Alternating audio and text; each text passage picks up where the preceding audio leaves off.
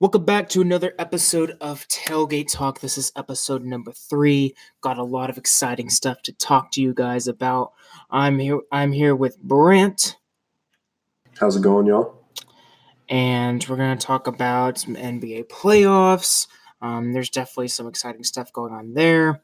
We're going to get into a new segment we like to call Daily Debate.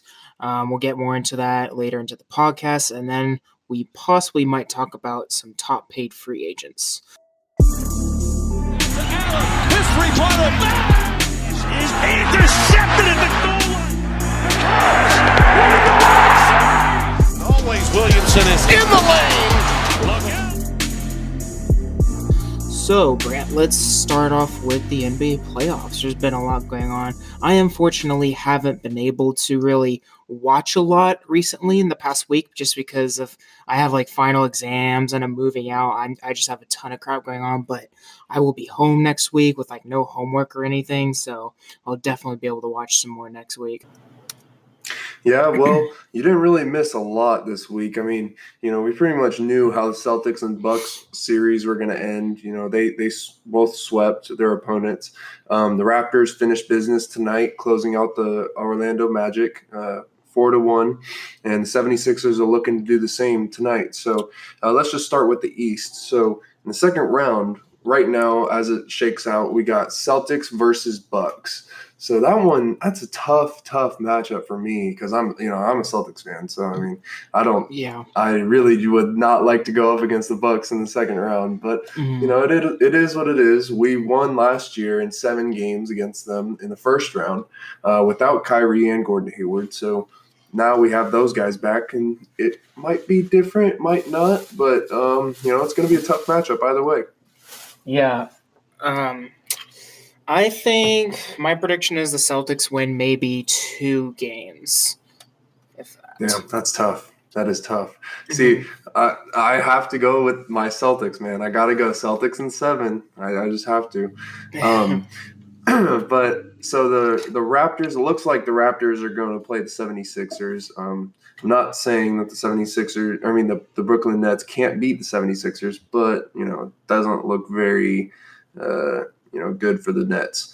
So the Raptors playing the 76ers, I don't really think that series matters that much.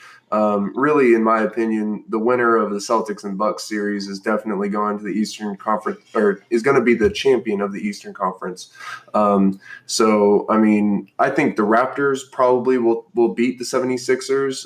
After that first game that they lost, they've really rebounded and they played great defense against the Magic. And so I think they'll carry that on and into the 76ers series.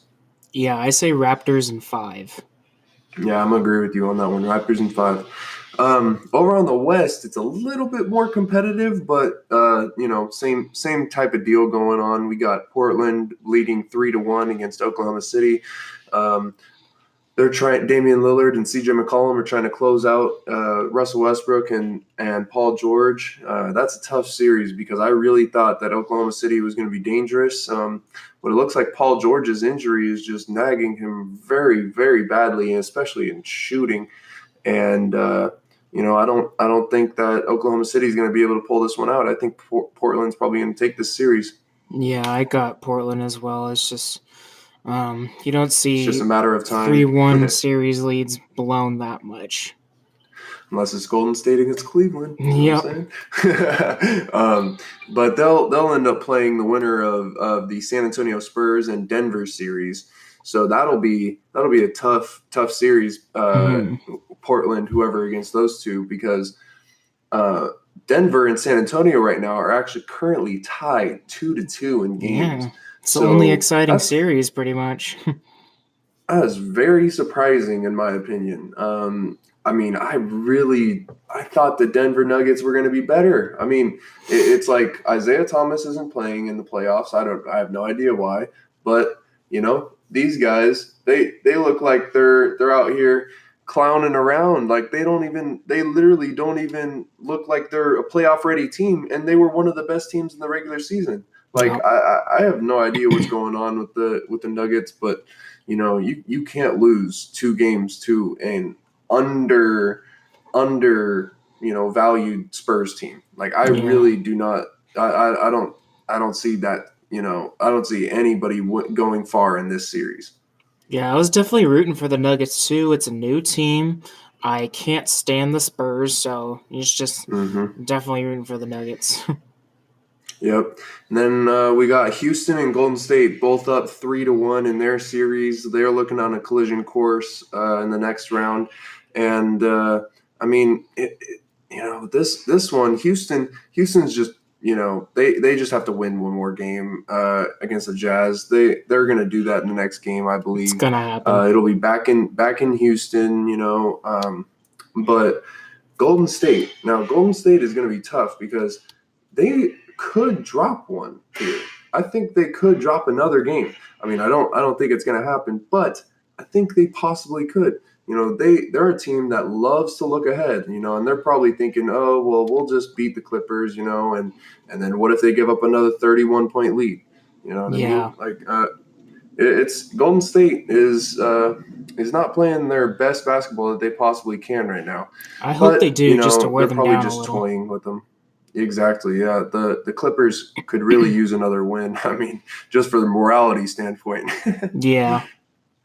But Golden State and Houston are going to play in the second round, and I think Houston doesn't necessarily have the greatest chances in that series, but I think they do have a shot. But I'm going to go with Golden State coming out of that series. Me too, but I think it could be an exciting series. I could see this at least going to 6 or 7 games. Yeah, I agree with that one. If everything shakes out, hopefully it'll be Golden State and Portland in the Western Conference Finals, which would be very, very interesting. Damian Lillard could possibly get to the Western Conference Finals for the first time in his career. Definitely, I agree. So then we got tomorrow is the Houston and Jazz Game 5. We got Golden State and LA Clippers tomorrow, Game 5 as well. So that'll be interesting to see how all these play out. And I believe San Antonio Spurs and Denver is tonight. I believe. Yeah, their game just started. They're 6 minutes into the first quarter. Nice. The Sixers are destroying the Nets right now. They're up 80-49 in the third quarter. Yeah, it looks like they're definitely going to advance then. So yeah. Looks like the East is pretty much set with Celtics, Bucks, and Raptors and 76ers. So that'll be very interesting I don't think anybody saw, any upsets in those series. I think those are pretty much, the 4 best teams in the East. But who knows with the West? I mean, the Spurs could come out of there. You know what I mean? The Spurs could end up beating Denver. It's a crazy deal. Yeah, my prediction for tomorrow is that the Rockets win, and I think the Clippers could win one more before going out. I could definitely see that happening. So this week is a very, very special week, Logan. Do you know what Thursday is? NBA or not NBA? The NFL draft. I almost said NBA draft. Yes, it is. It is the NFL draft at 8 p.m. Eastern time on whatever you want to watch it. ESPN, NFL Network. I'm sure they have it on anywhere. Best part of the NFL offseason, man. I completely agree with you. One thing that, I am really going to harp on is do not believe anything that you read this week unless it's coming directly from a team or coach or player or whoever. Do not believe any media outlet at all because there is a lot of BS coming out this week. Did you hear? Okay, so the Arizona Cardinals apparently now love Josh Rosen and they will not take Kyler Murray number 1 overall. I mean, we were hearing for months about the Arizona Cardinals wanting to take Kyler Murray and how much Cliff Kingsbury loves Kyler Murray and, all this stuff about the number 1 overall pick needs to be Kyler Murray just because they need to turn their franchise around. Why would you hire a new head coach if you're not going to go with a new quarterback? All that stuff. And now it's coming out that Kyler Murray is not going to be the number 1 overall pick. I'm not buying that at all. And just I about, seriously sorry, just don't believe it. just about like 4 or 5 hours ago, I got another notification from Bleacher Report. The headline said AZ's number one pick is not final yet, and then it said Cliff Kingsbury said Cardinals haven't finalized their pick yet, with the draft just 2 days away.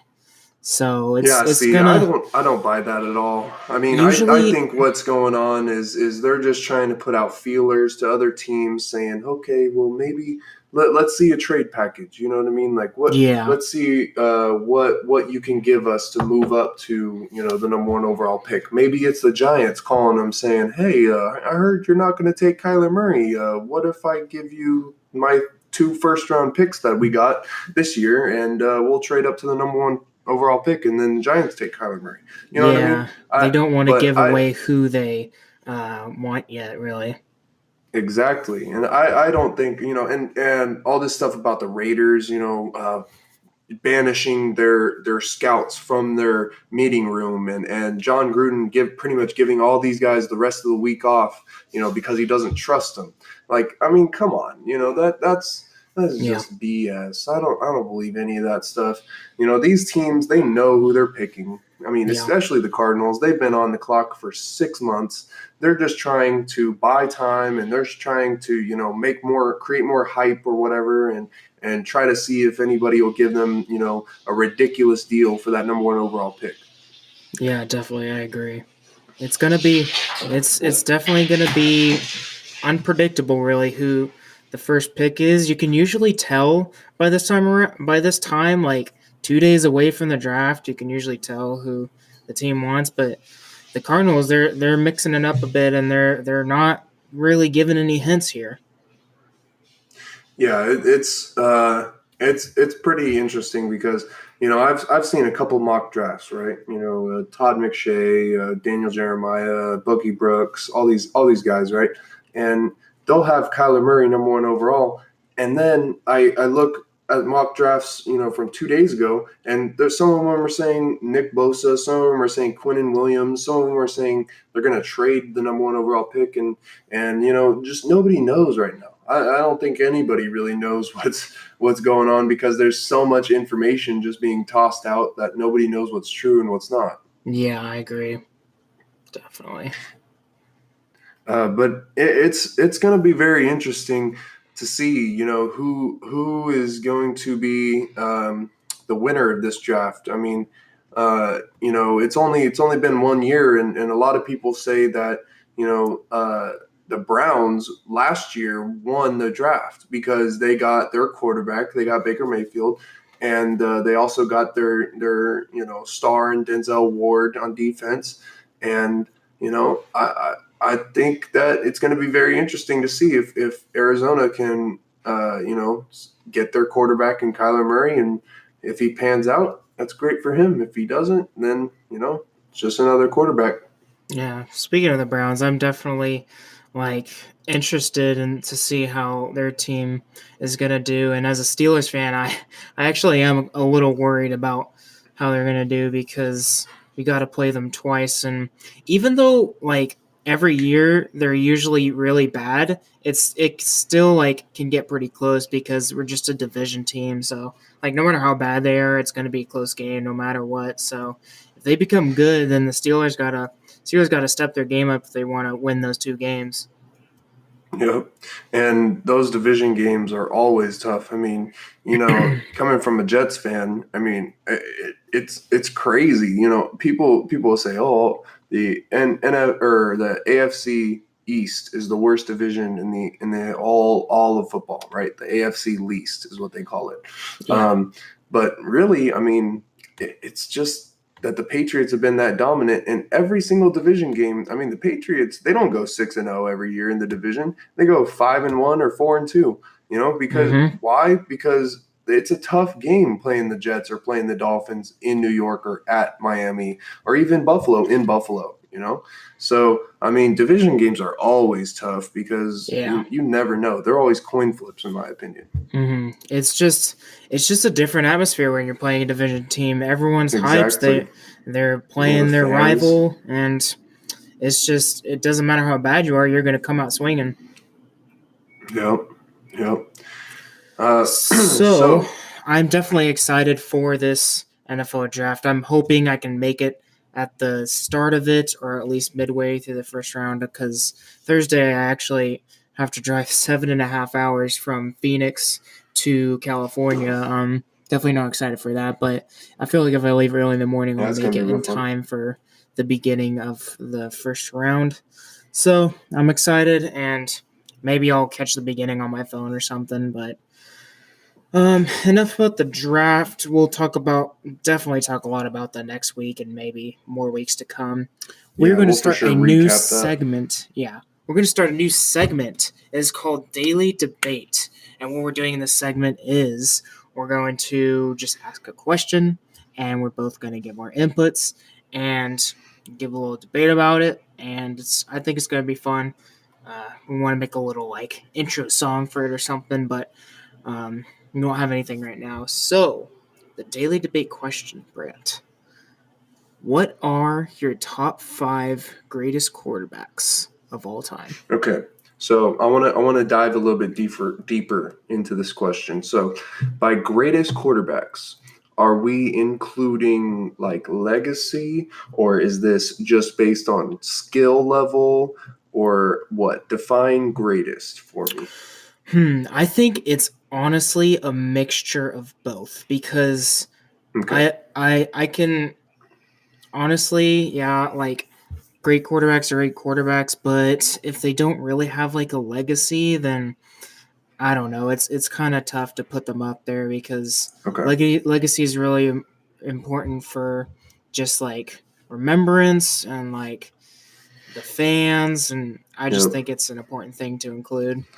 So no Patrick Mahomes in this list? No, I'm just kidding. No. Way too early for that. But yeah, that's pretty much how I broke down my list. I'll just give you my top 5 right off the bat. So I got in order. This is the top 5. Ready? Okay. This is gonna hurt me to say this a lot. Number 1, Tom Brady. Number 2, Peyton Manning. Number 3, Joe Montana. Number 4, John Elway. And number 5, Aaron Rodgers. Wow. I'm pretty close to that. I think 4 of the ones you said I have in my list as well. Geez, this ain't gonna be a debate then. Dang. Yeah, I mean they're not in the same order really though. I've got Tom Brady, I've got Peyton Manning, I have Aaron Rodgers, I have Joe Montana, and I have Drew Brees. But I also Okay. included like 2 honorable mentions because I feel like these guys should be included as well. Dan Marino and Brett Favre. Okay. See, I completely agree with that. You know, that was tough because I was kind of contemplating, okay, Aaron Rodgers or Dan Marino, but I just went with Aaron Rodgers just because, you know, I mean, he has 1 ring, Dan Marino has none. So Yeah, definitely. That's why I did that as well. But yeah, Tom Brady, obviously, I mean, I don't think anybody can argue he's the GOAT of football, you know. He is Michael Jordan. He is better than Michael Jordan. He is, you know, he's just the GOAT. I mean, he wins everything. He's won in every single era that he's played in, you know, the early 2000s, the 2010s, and the late 2010s, you know, and he's probably going to win in 2020s, you know, so it's pretty absurd, his career, but, you know, he's just a winner, and that's why we got him at number 1. Yeah, I definitely can't stand this guy, and I'm pretty sure almost anyone who is not a Patriots fan can't stand him as well because he's just taking everyone's wins, and it's just like getting kind of old. But you just gotta respect it because, like, honestly, he's like 41 years old and he's still winning Super Bowls, and this guy's gonna be talked about for decades, probably even centuries to come, and it's just crazy to see like. He's just so consistent and keeps winning and winning. No matter how bad his team gets, he can usually still make a good team out of it. As you could see, like he honestly like makes some wide receivers good. Like you could bring bad wide receivers in, and he makes them look good because they'll like go to another team and they'll do nothing with that team because they have a terrible quarterback. And so it's just like. That's why they just love him so much there, is because he can make anyone look good except the offensive line. Of course, that's like their own job to do good, but that's another reason he does Well, good, he is even because makes they them look usually, good too. yeah, he usually gets a pretty good offensive line, so that's another reason he stays good. So that's just like how the Patriots just stay so consistent. They keep their offensive line good. They keep Tom Brady for his whole career. He makes the wide receivers and tight ends look good. But I mean, their defense is bad some years here and there, but they've had some good defenses. So it's just like if they have a bad defense, they just make up for it in offense. Yep, exactly. And then Peyton Manning, we both have number 2, so I don't think we really got a debate about that one. I think before, Peyton is just he's my favorite quarterback of all time. I mean, Yeah. he is he's just a stats machine. I mean, Drew Mhm. Brees is the same way, but Peyton has 2 rings, and Drew Yeah. Brees only has 1. So that's why I put Peyton up here. But, what he did in Indianapolis was just amazing. I mean, he did have a lot of talent around him. I mean, a lot of talent, with Marvin Harrison, Reggie Wayne, and I mean, he just changed the game. I think that when he was drafted, it really made a shift towards, okay, we got to put everything into your quarterback. You know what I mean? And the quarterback really before Peyton was drafted, the quarterback was definitely the focal point of the offense. But I think once everybody saw how truly good a quarterback could be, I think everybody was like, damn, we got to get a Peyton Manning, And then what he did in Denver after all those surgeries, first season there, threw 50 touchdowns. Like, Yeah. goodness, that is crazy.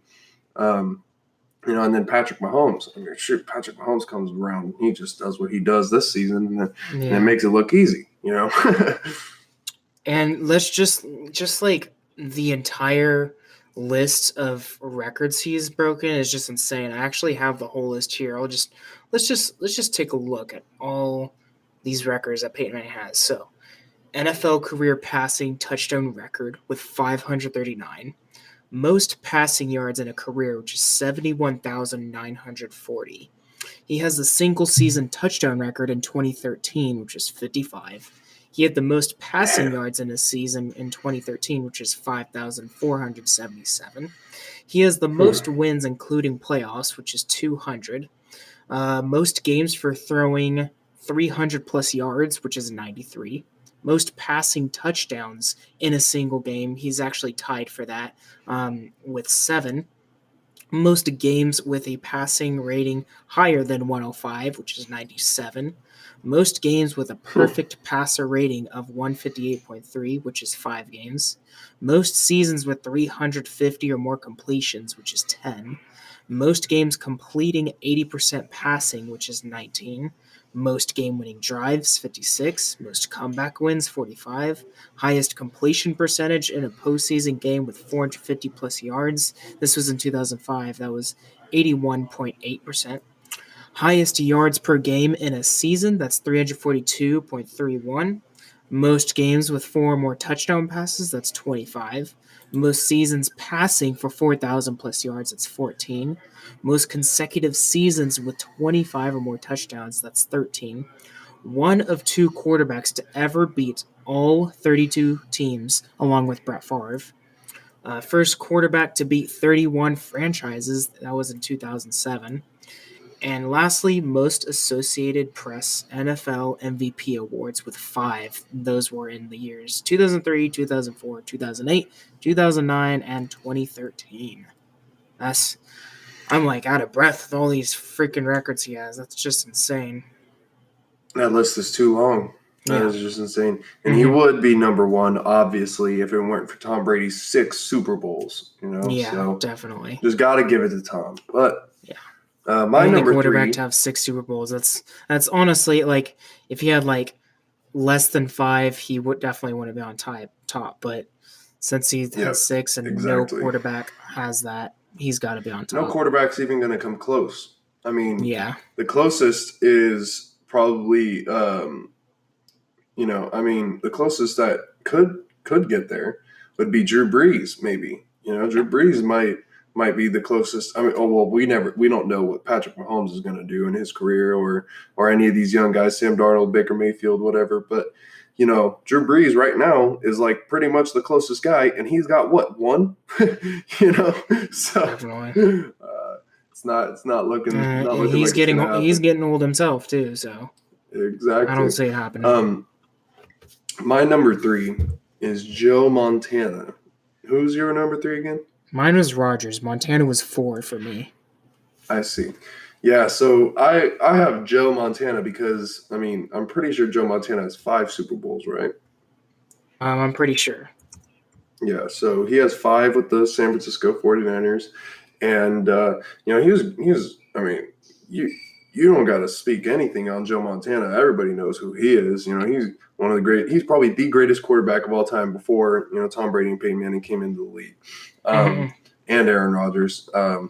But Joe, he had the greatest receiver of all time, Jerry Rice, which is why I think that his stats are a little bit inflated.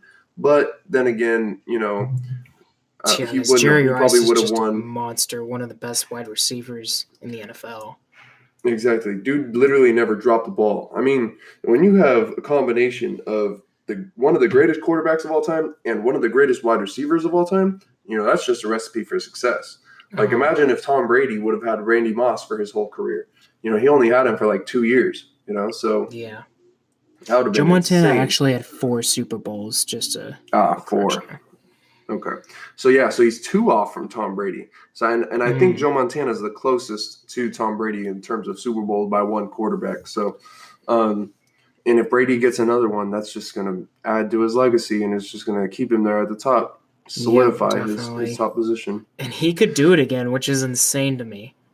Absolutely insane. So you have Aaron Rodgers at number 3. Why is that? Yeah.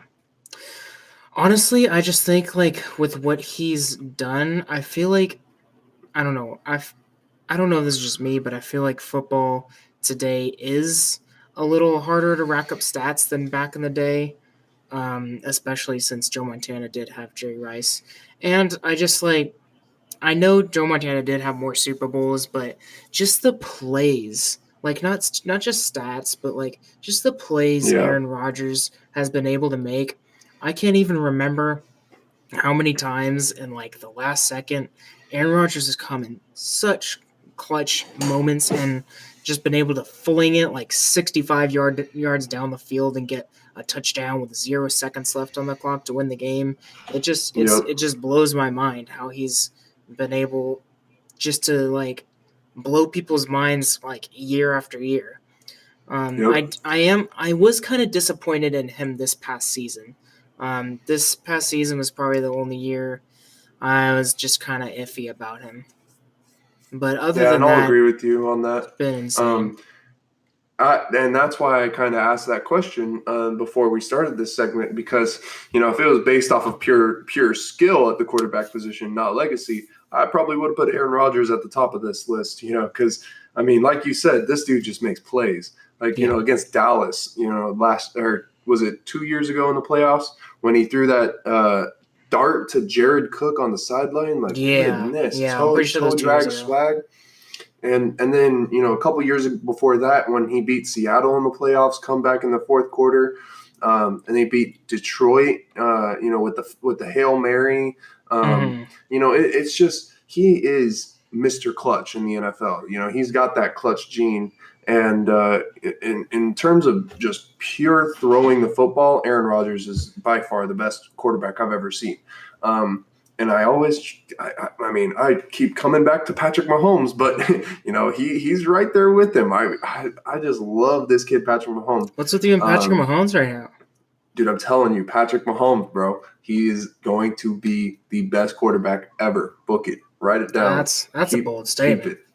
Like, I loved the guy. I loved what he did this year, but I got to watch him a couple more years before I can go off and say something like that. Just watch. More things coming next year. He don't need Tyreek Hill. He don't need Kareem Hunt. He just needs Travis Kelce, and that's it. I'll remember you said that. Everyone, Yep. remember that he said this. And Remember this. Write it down. If Write he it down. starts doing terrible, I want anyone listening to bring this back up. Yep. All right. All right, so we went through our top three. Mine was Brady, Manning, and Rodgers. What was yours again? Mine was Brady, Manning, and Joe Montana. Awesome. And then my fourth, fifth was Montana and Brees. Your fourth was Rodgers, right? No, I could put Rodgers there, but my fourth was Elway and fifth was Rodgers. That's right. I just have Elway there. I haven't really watched a lot of John Elway tape or anything like that, but he does have 2 Super Bowls, so that's why I kind of gave him the edge over Aaron Rodgers there.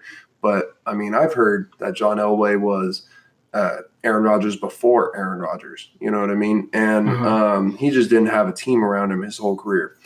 I'd have seen John Elway play some, but I could easily put Aaron Rodgers at fourth. Yeah, I agreed. Elway was an amazing quarterback, and he does have one more Super Bowl than Rodgers, and that's a very important thing to take into account because that's the main goal for every player in the NFL is a Super Bowl win, and that trumps almost anything else. But just Rodgers' legacy in Green Bay and the plays he's been able to come up with and the records he's been able to break. I had to give him the go ahead in this list, but I did. He's going to be playing for years to come, Yeah. So he's going to be in the league healthy for the next 5, 6, maybe even like 7 years. If he can play for as long as Brady can. Yeah, so maybe he'll get a few more Super Bowl wins out of those few years. Yep, exactly. And so my fourth was Joe Montana, just because, just because the Super Bowl wins. He has 4 Super Bowl wins, which is crazy. It was a crazy thing to think about back then because I'm pretty sure the only other quarterback with that many Super Bowl wins was Terry Bradshaw. But I got to give Montana's Super Bowl wins as like better wins over Terry Bradshaw's because 2 of Terry Bradshaw's wins were within the first 10 Super Bowls where competition was a little weaker. So it's cool that he did have 4 Super Bowl wins, but 2 of them were within the first 10 and it just competition was a little lower. So it was a little easier to win Super Bowls. So that's why I got to go with Montana over Bradshaw. No hate to Terry Bradshaw. I love the guy, and he's still being an analysis to this day, and he's just hilarious, and I love him. But I had to go with Joe Montana. Yep, well, I'll agree with that.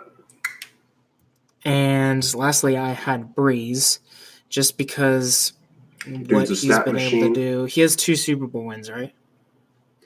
Brees only has 1. He's been there twice. Okay. But he beat Peyton Manning, and then actually, has he been there twice? No, he's only been there once. I think. But he beat Peyton Manning. I know that. And that's an amazing feat. They should have gone last year. You know what I mean? They should have gone. They kind of got screwed over. So I gotta give it to him because that was nothing under their control. And thankfully the NFL did something about it and they changed the ruling to where now pass interference calls can be challenged. So I was definitely pumped for that. I believe that any penalty should be able to be challenged because they're saying they don't want the game to be slowed down, but if you're only giving the team 2 challenges, it's not going to slow the game down because coaches aren't going to want to keep using their challenge flags on mindless penalties unless it's at a very crucial moment. So I don't think making the rule change to where any penalty can be challenged is going to really affect the time of the game. Yeah, and I completely agree with that. I am definitely on your side. I think that every single play should be challengeable for everything. Yeah. I think that it should definitely just be in the coach's hands. And if you really are worried about, challenges taking up so much time, then if you make that rule, then just bring it down to you only get one challenge. And if you win that challenge, you get a second one. But if you lose that challenge, you don't get a second one.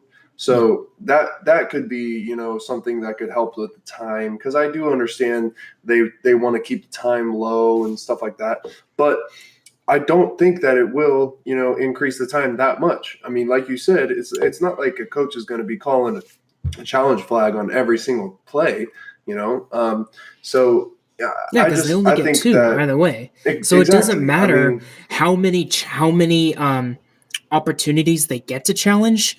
They still are at two challenges, so they're not going to be using those challenges unless it's right. at very crucial moments. Exactly. And it's not like you can go and challenge and be like, okay, so let's challenge this pass interference right here. I think if you're the head coach and you throw the flag, you say, I think that this guy got pass interfered with, whatever. Then the refs, they can't go and find another foul in that play. They can't look at the lineman and be like, oh, that guy was holding, we need to call a flag on that. No, you just need to go and look at the receiver or whatever exactly the coach is challenging. So I think that's another way that they can improve on that rule. But I do like where the NFL is going with this rule change. Bringing more replay into it and adding a new referee called the Sky Judge.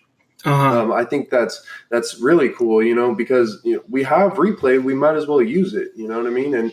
And you never want to see an egregious penalty like we saw in the Saints and Rams game. Like, you don't want to see that missed again. You know what I mean? Like that was a game-changing penalty. And Rams fans will tell you, oh, well, the Saints got it back first in overtime. They could have won the game there, but it doesn't. It's not about that. Yeah, like, it doesn't matter. It doesn't. It exactly. doesn't. It's not about getting another opportunity. It's like just because they get another opportunity doesn't mean they're going to score. Been there in the first place. Yeah. Seriously, like if they. And what am I trying to say? So if the Rams didn't, or if the Rams got a pass interference call on that, then overtime would have not been a thing. It would have not been a thing at all, and the Saints would have the won. ball out and then kicked the field goal, and then the Rams would have had to score a touchdown to tie the game up, but it would have been way too late. They wouldn't have had any time on the clock. Yeah, and people will tell you, like, I've talked to people that firmly believe that the Rams should have won that game, and I am not one of those people. I think the Saints definitely should have won that game. Even if they got 100%. The ball first in overtime, they still should have won that game just based off of that penalty, because I mean it's a momentum killer as well. Like when something happens like that, it sucks all the air out of the stadium, and everybody's just like, wait, what just happened? And I mean, the Rams got away with something that is like, almost as bad as the tuck rule, in my opinion. What the Patriots got away with. And the same thing with 2 years ago. I think it was 2 years ago. The freaking Steelers and the Patriots with Jesse James getting that touchdown at the end, and then not calling it a touchdown. Yes. And people were saying like, "Oh, well, Ben shouldn't have thrown an interception at the end." Well, if Jesse James got the touchdown like it was supposed to be, there would have been an interception at the end in the first place. Exactly, and that's the type of thing, like, oh, well, they change after the fact. Yeah, you the NFL loves to change after the fact, but it can't, you can't do anything to those fans or to that team. You can't say to Jesse James like, oh yeah, look, we changed the rule. That's not going to make him feel better. You know what I mean? Like same thing with Drew Brees and the Saints. Just because the NFL made this rule, it doesn't mean that the outcome of the game's changed. I do want to say though, I'm still, even though I agree with what you say, I am happy about. It seems like the NFL has our best interest in mind, because if the fans didn't have such an uproar about this, they probably wouldn't really do anything about it. So it seems like we do like kind of have a say in a sense, which makes me feel good about like Yeah. where the NFL is moving towards. I really feel like one day we will be able to challenge all penalties. I mean, there was a crucial moment last season. The Steelers and Chargers. The Chargers defensive lineman or defensive end, I forgot who it Oh was yeah, ran clearly, offside. yeah, clearly offsides. Like it was so clear. Everybody in the world, even if you were freaking blind, probably saw it, and the refs didn't call it. Mike Tomlin would have definitely challenged that if it was challengeable. Yep. And I don't remember why it was so crucial. I think it would have gotten us like a closer I field think goal you to win guys the would game or have. something. I Yeah, can't remember. It would exactly. have made, or it would have gotten us a first down, like in a crucial moment in the game. I forgot why, but it definitely was like a heartbreaker, and like I definitely would have wanted that play to be challengeable. Yeah, and and it's 2019. It's not 1949. You know what I mean? Like we have cameras, we have 4K TV. Everybody at Yeah, home, sees this stuff in live, real time. Seconds after it happens. So everybody knows. And what's the first thing that happens after a play like that happens? Everybody goes to Twitter and tweets about it, right? yeah, So the NFL definitely is listening to the fans and stuff like that, and it's like you said, it's great for the league because I feel like they're kind of morphing into what the NBA is now. It's really like kind of becoming a player driven league, yeah, and with the new collective bargaining agreement coming up for the NFL. I think that it's just going to get better for the players.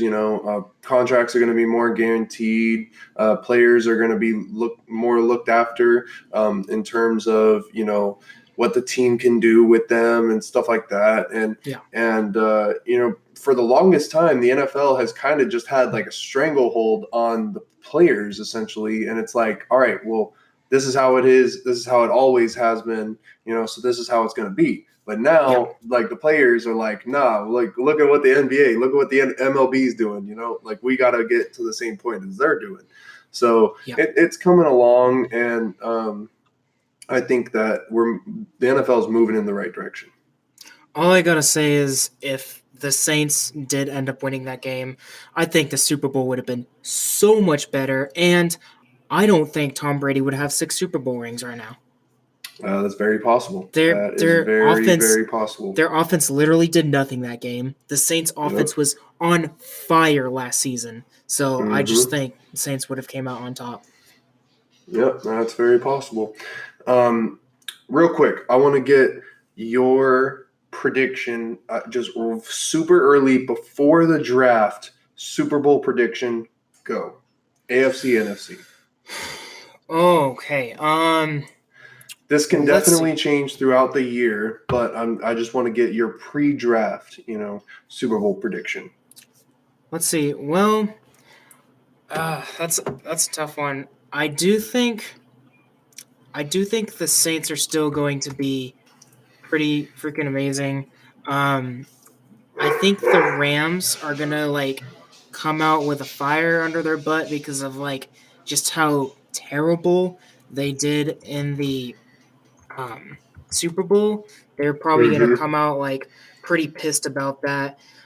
So I think the Rams will be good. The Chiefs are gonna be really good. Um, let's see. So those are like some top teams I think will be really good. So let's see. The Chiefs are AFC, right? Yes. So I'm just gonna say off the top of my head the Chiefs and Saints, which Okay. I hope it's something like that. I think that'd be something. I mean, of course I want the Steelers to go because I'm a Steelers fan, but just off like what I actually think will happen, being realistic, I could say the Chiefs and Saints. Yep, I could definitely see that happening. I was just thinking about that right now. I'm just gonna go a little bit, just devil's advocate here, and I'm gonna say I'll go with the Chiefs and the Rams. I I think could the see that Rams too. get back there. I think the Rams could get back there possibly just because of, like you said, I mean, I think they're going to come out on fire. Just, losing that Super Bowl in the way that they did. I think Sean McVay is really, really upset about that. And I think he's going to, try to do even better than last year in terms of his offense capabilities. And their defense, they didn't really lose anybody. They re-signed Dante Fowler, so that's great for them. They lost Ndamukong Suh, but he wasn't really much for them. Yeah. It was mostly Aaron Donald that did most of the heavy lifting. Yeah. So Like I think always. their team is looking pretty stacked again. So Mm. they're only going to get better, and Todd Gurley is going to be healthy. Oh yeah, I wouldn't be shocked to see the Rams go again. Definitely, I still got to stick with the Saints and Chiefs, but I wouldn't be shocked if the Rams can come out on top again. Yep. So there's definitely been a lot of free agency signings going on this offseason. There's been some crazy huge ones. We got about 10 Crazy. minutes left on this podcast. So we're going to look at some top paid free agents and just look into them, think about if they're overpaid or not. Some Did you want to stupid do money has been given out. Yeah. Do you want to do like top 10 maybe? Yeah, let's do that. Okay, so I do got the list You got here. the list right there? Yeah. Perfect. So this recently happened. Russell Wilson is at number 1. He got a 4-year, $140 million contract, and he had a $65 million signing bonus. What do you think? That signing bonus is nice. Imagine getting 65 mil just right off the bat. Just be like, bang, that's a nice spruce up your bank account. I'd like, probably hey, cry. honey, you want to go on a date tonight? I'm paying. I just got paid, girl. Let's go to Tokyo. Yeah, seriously. Let's just go fly around the world.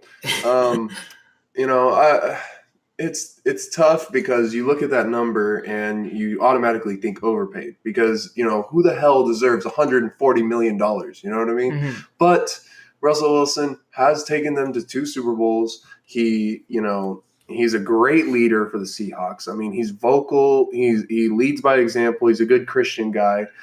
He's done everything right, literally everything right for that organization.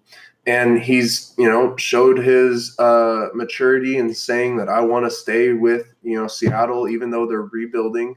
I don't want to just go to a new team just because, we don't have the greatest pieces around. And that shows a lot about his character. I think he's paid perfectly.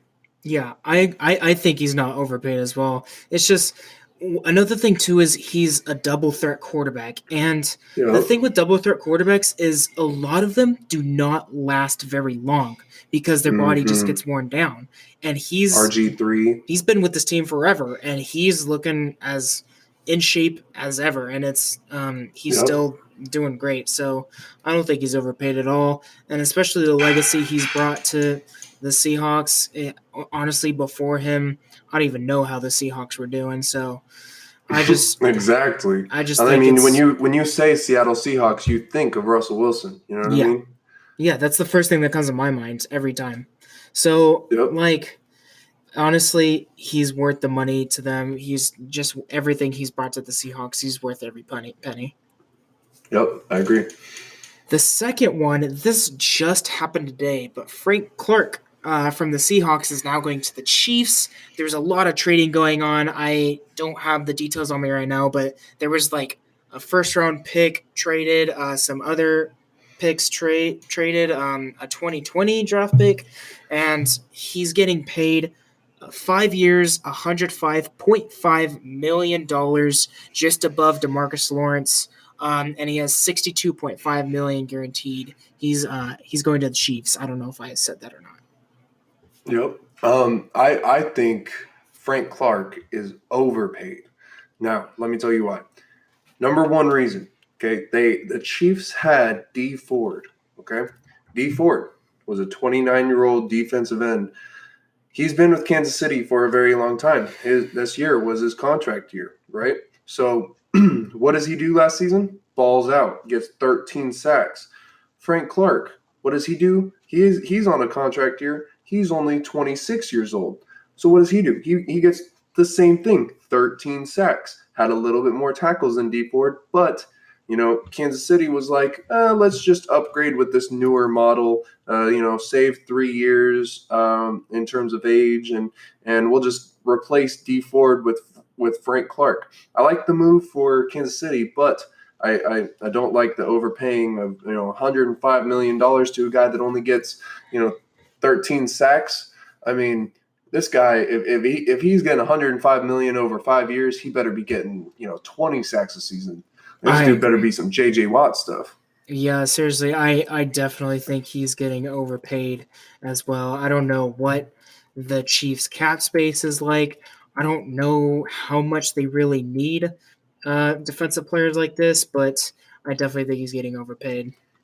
Yeah, and it's not like he's Von Miller or, J.J. Watt or Jadeveon Clowney or any of these freak athletes. Yeah, like, when you think of defensive Clark. ends, you don't think off the top of your head Frank Clark. You think exactly J.J. Watt.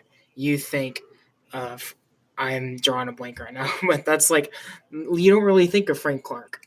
Calais Campbell, freaking Dee Ford. Like I said, he was on the Kansas City Chiefs, now on the 49ers. It's just I agree with you. It baffled me that they would pay him that much. But, in free agency, most of the time, you got to overpay. Okay. We got to speed this up a little. Got a few minutes left, but DeMarcus Lawrence, 5-year, $105 million, $65 million guaranteed. What do you think? Overpaid. Yeah, I definitely agree. I think he's overpaid. Same situation as Frank Clark. I just think it's really hard to pay a DN that much money. Yeah, especially when he's only getting, 10 to 15. I mean, it's not even 10 to 15. It's 10 to 13 sacks. You know what I mean? Yeah. So it's not like you're getting massive production, Yeah, I agree. So next up, we've got Nick Foles, 4-year, $88 million, $50 million guaranteed. I think that's paid, dude. I think that's justified. This fool went out, won a Super Bowl, coming off of being a backup to Carson Wentz. I just think that he's super clutch. Jacksonville needed a quarterback. Blake Bortles is not getting them there, and a lot of people forget Jacksonville 2 years ago was in the AFC Championship. Yeah. So you got to watch out for Jacksonville this season. They might be coming back. And it wasn't because of Blake. It wasn't because of Blake Bortles. It was because of their defense. So now that they have defense and Nick Foles, they're going to be a scary team. Yep. I think that the Eagles should have kept Nick Foles. Honestly, I feel like this is like they should have just tagged him. I feel like I'm feeling like a Kaepernick, Alex Smith sort of vibe here. Kind of like when Alex Smith got injured on the Niners, then they stuck with Kaepernick and got rid of Alex Smith, and Alex Smith still in the long run ended up being better than Kaepernick. So I don't know. It's just it's a very sketchy feeling to me. So next up, we've got C.J. Mosley, 5-year, $85 million, $43 million guaranteed. This is tough because it's my team, right? I want to say paid adjust. I want to say that's good, paid perfectly, but I think he's a little bit overpaid.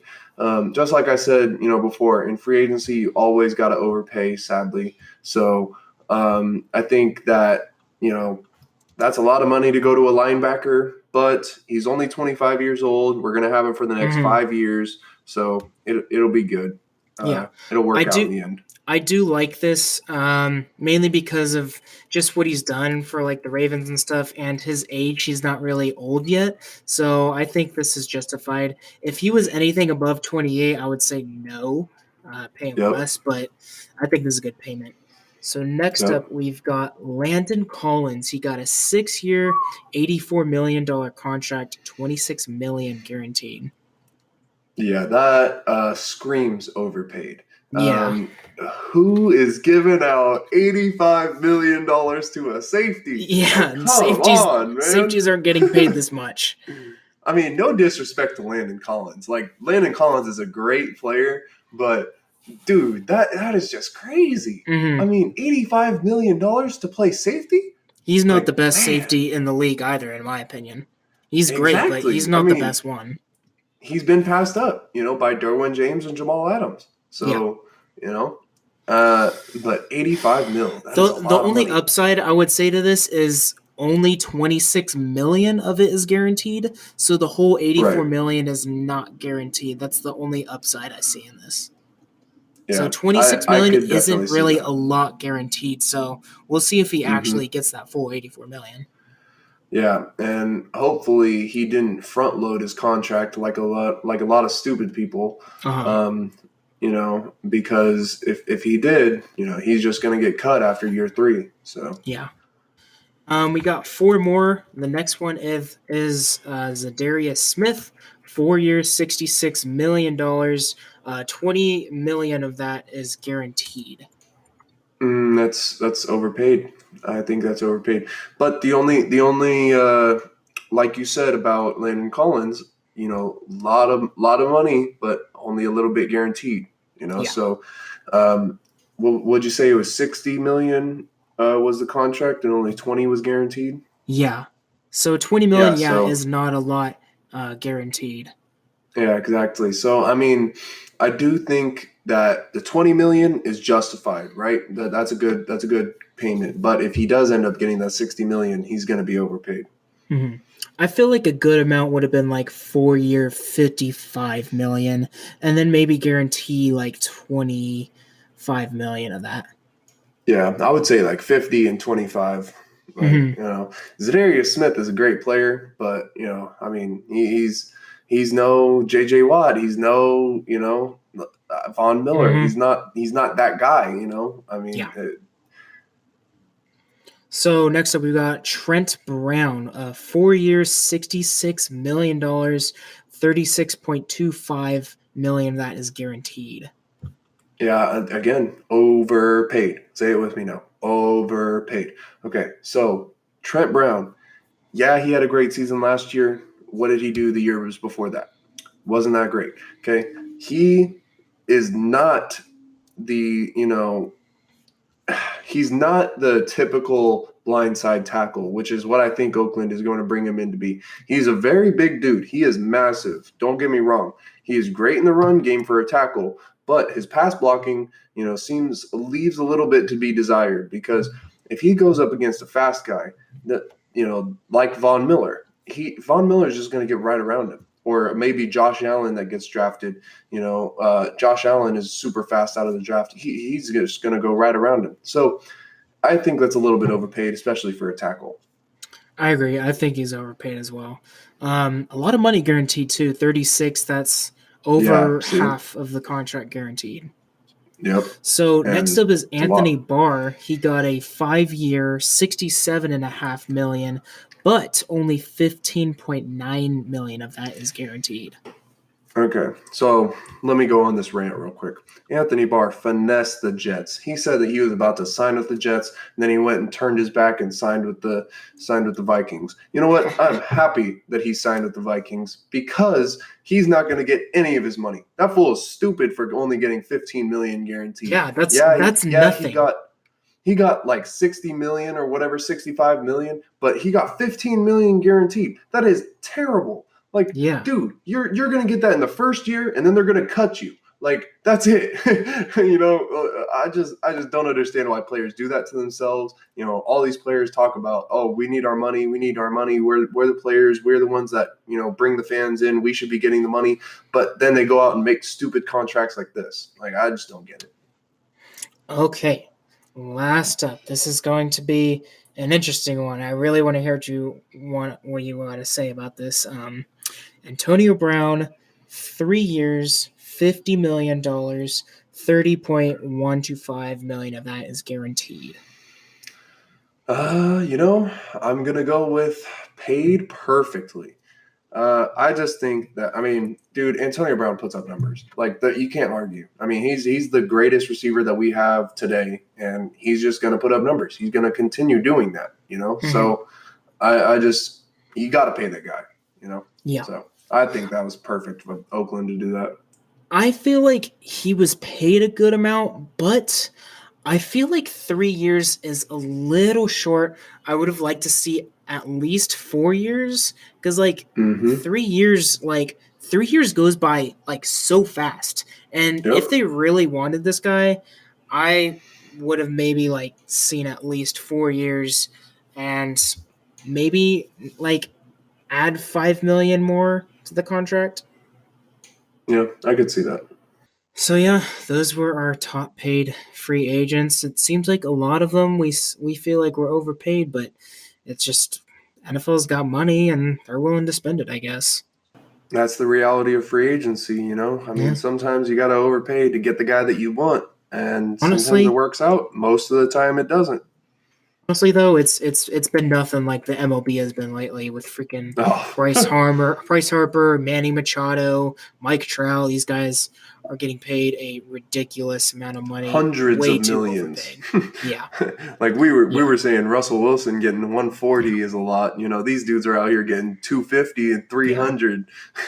These guys Oh are man. bathing in money. Yeah. They're wiping their butt with their money. Yep. They're just anything you could do with money. That's what they're doing with it. Okay, so real quick, I saw the stat about Mike Trout after he signed his contract. Every Mhm. at bat he has, he will make $63,000. That's 63,000 per at bat. Dude just walks up to the plate, 60 grand goes into his bank account. Like that is insane.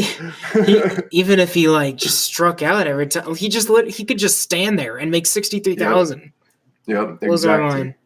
It blows my All right, mind too. so that is all the time we have for you guys today. It's been a good one. Definitely excited for the NFL draft. We'll definitely have a lot to talk about that next week. Where can they find you, Brent? They can find me over on Twitter at SmoothTV with 3 O's. They can find me at Instagram at Brandt_22. And yeah. You could find me on Instagram. That's LoganT.Harris. You can go on my Twitter. That is LoganHarris59 with an underscore at the end. And lastly, you can look at my YouTube channel if you like. It's about tech reviews and stuff if you're into that. It's called Product Prodigy. And that's all we've got for you guys today. And we'll see you next time. Peace. Peace.